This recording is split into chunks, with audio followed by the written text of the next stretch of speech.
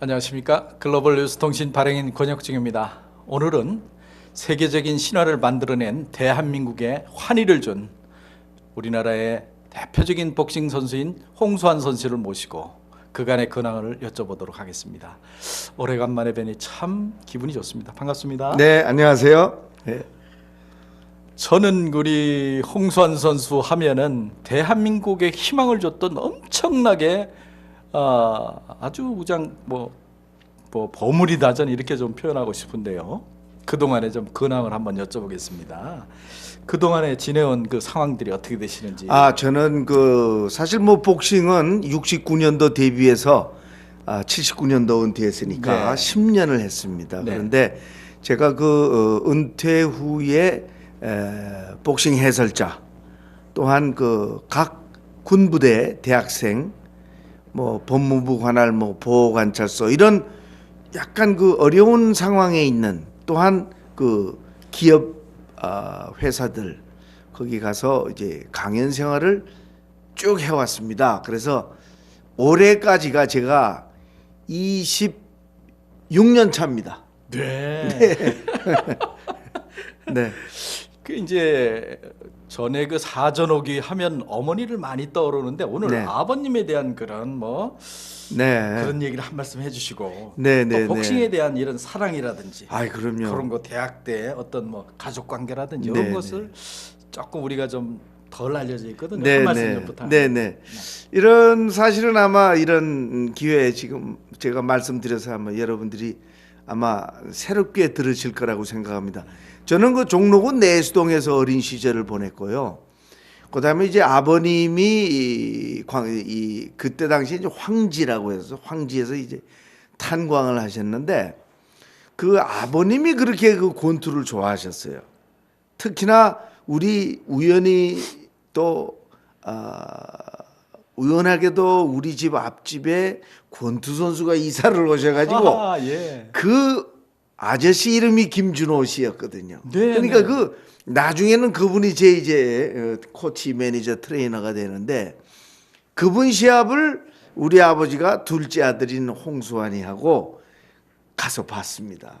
그래서 복싱 잘 하시던 김준호 선생님의 젊었을 때 시합을 제가 우연히 따라 하게 됐고 또 잘 배웠고 그런데 이제 제가 우리 아버님께서 너무나 일찍이 세상을 뜨셨어요. 네. 연세 언제쯤 돌아가셨죠? 그때 우리 아버님이 이제 49이셨는데 아하, 예. 49살 때 이제 저는 14살 때였습니다. 이제 네. 중학교 2학년 때 이제 제가 이제 아버지를 잃게 되죠. 네.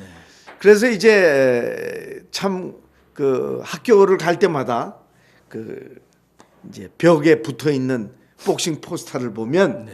아버지가 더 보고 싶었고 네. 저 시합도 우리 아버지가 살아 계셨으면 같이 가서 봤을 텐데. 네. 사실 우리나라의 최초의 세계 챔피언 네. 김기수 선수가 좀 잊혀지고 있다 이런 생각을 좀 하는데 어떠신가요? 그렇죠. 그거 좀 안타까운 이야기죠. 그래서 김기수 그분의 카퍼레이드를 보고 제가 권투를 했는데 그분이야말로 정말 전무후무한 기록을 가지고 계신 분입니다. 왜? 아마추어에서 3회전밖에 안 뛰던 그분이 프로 데뷔전을 한국 타이틀 매치를 하신 거예요. 네, 대단하시군요. 그래서 이겼어요. 예, 예. 그러니까 아마추어 출신이 한국 프로 챔피언을 이기고 한국 챔피언이 된 거예요. 예. 데뷔전을 그때는 이제 체급이 어떻게 되시죠, 그분이? 그때가 주니어 미들급이었습니다. 예. 네네. 그래서 이제 승승장구 하시다가 이제 일본에 가서 가이즈 후미오라는 일본 선수를 도쿄 고라쿠행에서 6회전이 KO로 이기고 예. 동양 챔피언이 되고 네.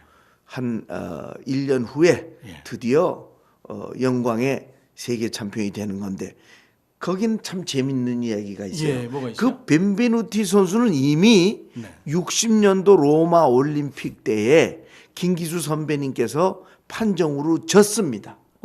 예, 예. 그래갖고 벤베누티는 금메달을 땄고 네, 네. 그러니까 제일 처음에 걸린 선수가 바로 금메달 선수였죠. 예. 그래서 졌습니다만은 뭐 재밌는 이야기를 하자면 벤베누티가 미들 그 금메달 네. 여러분이 잘 아시는 모하메드 알리, 모하메드. 캐시어스 클레이가 그때 로마 올림픽 헤비급 금메달이었죠. 네, 그렇군요. 참 정말 재밌는 이야기가 많습니다. 네.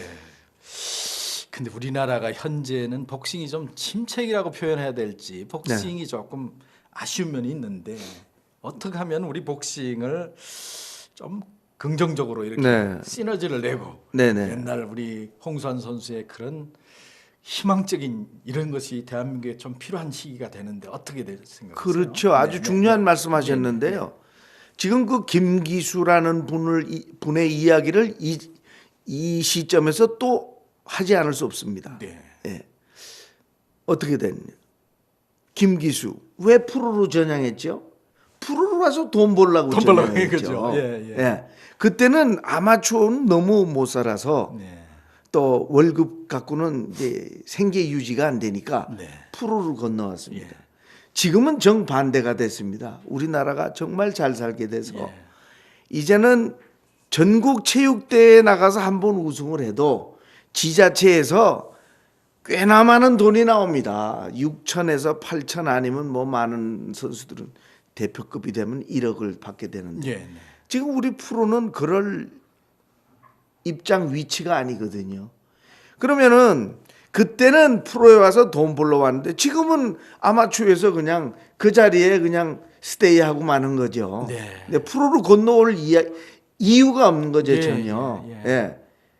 정말 섭섭하게도 정말 이렇게 말씀을 드리면 좀 이거 너무하지 않나 이런 말씀을 전 들어도 좋습니다. 왜냐하면 아마추어 복싱은 이제껏 한수환이라는 분이 런던 올림픽에서 동메달을 차지한 이후로 이제껏 금메달을 따지고 보자면 금메달 3개밖에 없거든요. 네. 근데 이 프로복싱 대한민국의 프로복싱은 44명의 세계 챔피언이 아이고, 탄생됐습니다. 정말 모르던 분을 44명. 말씀해 주셨네. 네. 그러면 솔직히 국위선양을 해도 44명을 배출해낸 우리 프로복싱이 더 국위선양을 한 건데 아마추어는 국기 올라갈 때 금메달 따서 국기 올라가면 한 번밖에 더 부릅니까 애국가를. 네네. 우리는 방어전 할 때마다 애국가를 부르니까 네. 얼마나 유명한 선수들이 많았습니까? 그렇습니다. 뭐 김기수, 홍수환, 유재두, 염동균, 뭐 끝에 가서 최영수, 유명우, 장정구 얼마나 유명한 선수들이 많았습니까? 엄청나죠. 그러면 예. 아마추어 복싱은 국가의 재정 예산으로 네. 1년에 근 50억이 넘게 쓰는데 네. 우리 프로는 단돈 50원의 예산도 없습니다. 그거 참. 이미 예. 프로복싱은 비인기 종목으로 이명박 대통령 때 이미 지정이 됐거든요. 네. 이거는 우리 정부 차원에서도 얼마든지 키울 수 있는데 그게 참 선수 출신인 저로서는 아쉬운 거죠. 아, 이런 부분을 앞으로 조금 더 제도적으로 한번 접근해 가지고 자, 한번 했으면 좋겠네요. 만약에 아마추어 복싱이 지난번 리우 세계 올림픽 대회 때 아마추어 복싱이 얼마나 전패했습니까? 전패. 네. 네, 예선전에서 다 진 겁니다. 예. 예. 안타깝죠. 네네. 그랬는데 왜 자연 경쟁력이 없어졌을까? 만약 예를 들어서 전국체육대회 반탄급의 홍수환이가 시합 나온다 그러면 출전 안 합니다. 자신 없는 선수들은. 네. 해봐야 홍수환이가 이기니까. 예. 예를 들어서 말씀드리자면. 예를 들어서 좋은 선예인데요. 그러면 자연적으로 이 경쟁력이 없어지죠. 예. 자기가 우승할 것만 나가게 되는 경우가 돼 있고. 예. 네. 정말 아마추어에서 열심히 뛰고 멋진 선수가 프로로 건너와야 이것이 절차가 맞는 건데 예. 이제 아마추어에서 너무 잘하는 선수도 거기서 그냥 앉아버리고 마니까 예. 솔직히 전 세계 어딜 따져도 예. 프로가 아마추어보다 약한 경쟁력이 약한 나라가 어디 있습니까? 그렇죠. 네. 이거는 앞으로 우리나라 복싱을 살리기 위해서는 네네. 제가 지금 욕을 먹더라도 예. 이거는 고쳐지고 가야 이거는 우리나라 대한민국의 복싱은 예전처럼 다시 국위를 선양할 수 있는 멋진 스포츠로 다시 클 수 있습니다. 뭐 제가 봤을 때는 욕을 먹일 게 아니고 네. 그거야말로 대한민국의 문화 스포츠 부분에서 바로 강점을 살릴 수 있는 그런 부분이 국위 선양하는데도 매우 좋고 네. 결국에 국가 경쟁력에도 엄청난 도움이 된다. 그렇습니다. 그건 돈으로 환산할 수 없는 그렇습니다. 그러한 그 희망과 용기를 예. 주는 것이 이제 스포츠죠. 네, 네. 2020년도에 올림픽이 이제 어디서 열리는가요? 도쿄에서 열린. 아, 그렇습니까? 저는 그 우리 후진들에게 그 모든 최선을 다해서 네. 도쿄에서는 금메달을 따야 된다. 예. 왜? 시차가 없지 않습니까? 그렇죠. 네. 예. 얼마나 유리한 조건입니까? 예.